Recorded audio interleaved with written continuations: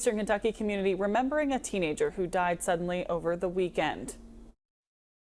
When I think about Sam, the first thing that comes to mind is that he was a fun-loving. Sam Wagers drowned Saturday in Paintsville Lake. WKYT's Phil Pendleton talked with his high school principal about the mark Sam left on those who knew him.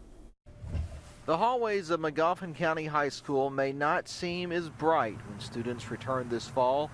Of the 400 who attend here, one was Sam Wagers, who died in a drowning accident on Saturday. He was just one of those students who could just brighten your day. He was fun to have around. The 16-year-old was swimming in Paintsville Lake when officials say he drowned. The accident happened Saturday, and word quickly spread through social media of what had happened. We're in that position now as a school to where we're on summer break.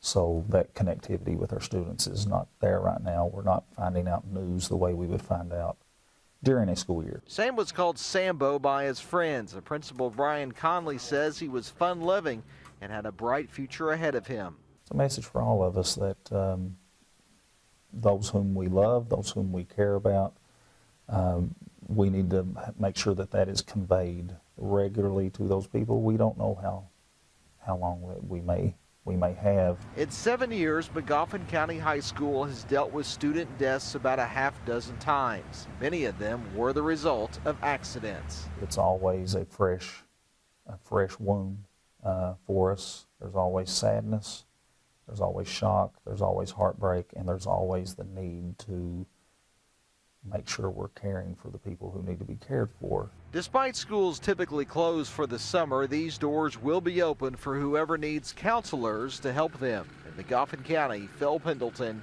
WKYT.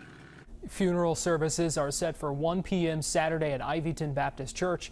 Visitation services will start there at 6 o'clock Friday evening.